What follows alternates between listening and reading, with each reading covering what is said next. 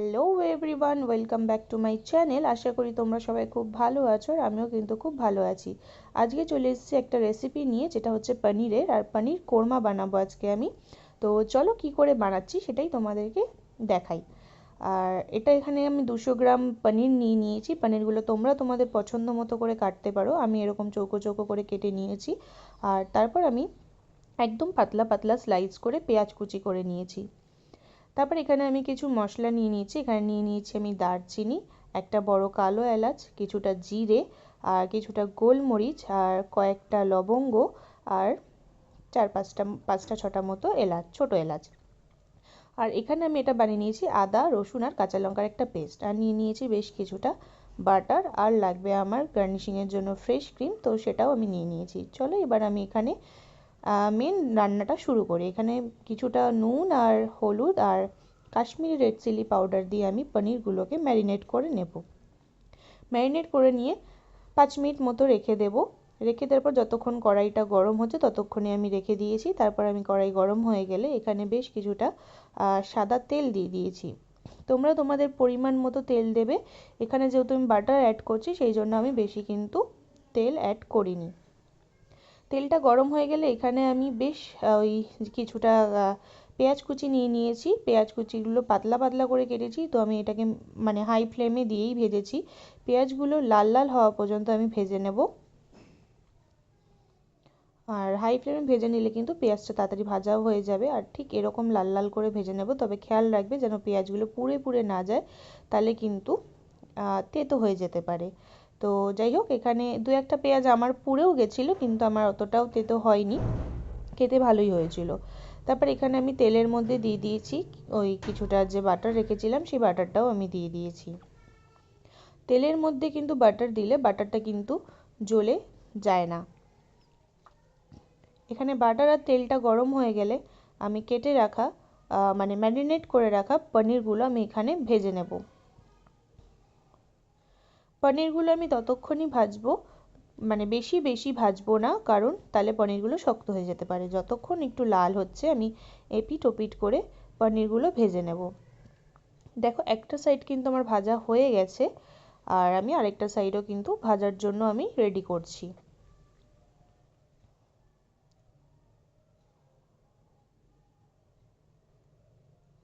তবে খেয়াল রাখবে পনিরগুলো যেন বেশি ভাজা না হয়ে যায়। কালারটা চেঞ্জ হলে কিন্তু পনিরটা ভেজে তুলে নিতে হবে। পনির ভাজা আমার কমপ্লিট হয়ে গেছে, দেখো হালকা লালচে করে আমি ভেজে নিয়েছি। এবার আমি পনিরগুলোকে এক এক করে সব তুলে নেব।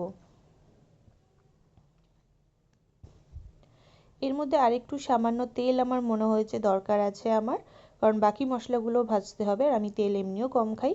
তো সেই জন্য আমি তেলটা গরম করে এতে রেখে দেওয়া গোলমরিচ মানে গরম মশলাগুলো আমি সব এখানে অ্যাড করে দিয়েছি। মশলাটা ততক্ষণ ভাজতে হবে যতক্ষণ না একটা সুন্দর স্মেল বেরোচ্ছে, মানে গন্ধ বেরোচ্ছে, যতক্ষণ না একটা সুন্দর, ততক্ষণ ভেজে নিতে হবে। তারপর এখানে আমি প্রায় 1.5 চামচ মতো এখানে আদা রসুন কাঁচা লঙ্কার যে পেস্টটা করে রেখেছিলাম সেটা এখানে আমি দিয়ে দিয়েছি। মশলাটা কষিয়ে নেব আমি ভালো করে। আদার যে একটা কাঁচা গন্ধ থাকে সেটা বেরিয়ে যাবে, ততক্ষণ আমি ভেজে নেব। যতক্ষণ এই মশলাটা কষা হচ্ছে ততক্ষণ আমি পেঁয়াজটা যে ঠান্ডা হতে দিয়েছিলাম ভেজে রেখে, সেটার একটা পেস্ট বানিয়ে নেব। তো এখানে আমি ভাজা পেঁয়াজটা অ্যাড করে দিয়েছি। দিয়ে দিয়েছি প্রায় 10-12টা মতো কাজু, আর বেশ কিছুটা টক দই।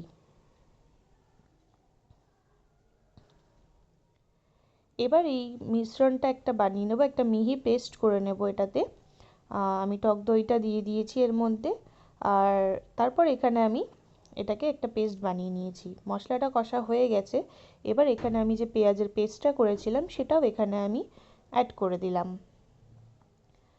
অ্যাড করে দেওয়ার পরে মিক্সিতে যে মশলাটা লেগেছিল সেটা একটু সামান্য জল দিয়ে আমি ধুয়ে সেই জলটাও আমি এর মধ্যে দিয়ে দিয়েছি।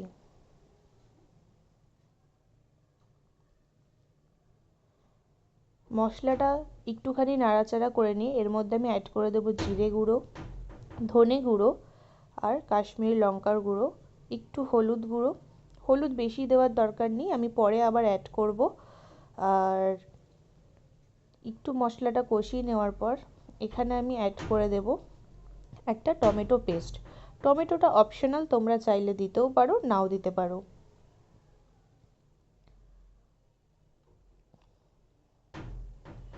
টমেটোটা দিয়ে একটু ভালো করে মশলাটা নাড়িয়ে চাড়িয়ে নিয়ে তেলটা যতক্ষণ সেপারেট হচ্ছে না ততক্ষণ আমি এখানে মশলাটা কষিয়ে নেব। কষিয়ে নেওয়ার পর এখানে আমি আরেকটু হলুদ আর একটু কাশ্মীরি লঙ্কার গুঁড়ো অ্যাড করে দেবো, যেটা আমি তোমাদেরকে বললাম প্রথমেই যে আমি পরে কিন্তু আবার অ্যাড করব। আর দিয়ে দিয়েছিলাম একটু সামান্য নুন। দেখো মশলাটা থেকে কিন্তু তেল ছেড়ে এসছে বেশ অনেকটাই। এবার আমি এখানে জল অ্যাড করে দেবো। জল দিয়ে গ্রেভিটাকে আমি ভালো করে ফুটতে দেবো। ফুটে এলে আমি এখানে দিয়ে দিয়েছি কসুরি মেথি আর বেশ কিছুটা ফ্রেশ ক্রিম। ফ্রেশ ক্রিমটা যেহেতু আমার ফ্রিজারে ছিল আর আমার কাছে লিকুইড ছিল না, মানে ক্রিম মতোই স্ট্রাকচার ছিল, তো আমি সেই ক্রিমটাই এখানে দিয়েছি। তো ভিডিওটা আমি নিতে পারিনি। তো সেটাকে আমি ভালো করে নাড়িয়ে চাড়িয়ে ফুটিয়ে নিয়ে